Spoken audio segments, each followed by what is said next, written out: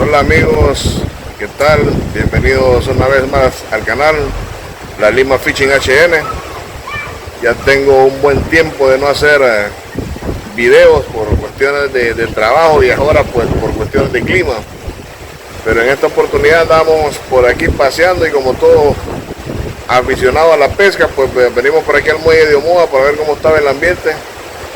Y nos encontramos que llegando nosotros estaban haciendo una buena captura de un buen jurel ahí, así que decidimos hacerles este pequeño video para que puedan disfrutar el momento cuando están sacando este hermoso jurel.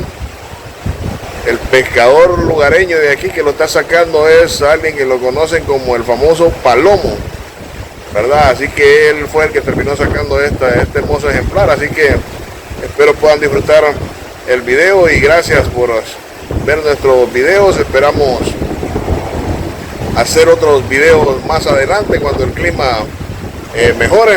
Aquí estamos en Omoa, ¿verdad?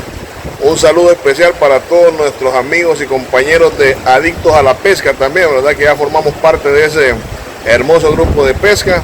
Un saludo para todos los adictos a la pesca.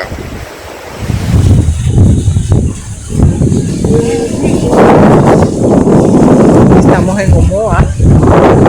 Mira qué bonita esta parada aquí en el muelle.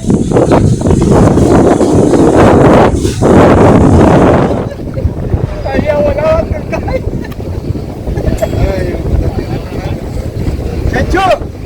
Yo voy. Ya tenés 50 que no me voy. Voy a mandar a pescarlo. Ay, puta, atento tiene ya. Ya hizo más que nosotros. Cuyón. Este es cuyón. Ya voy a pescarlo.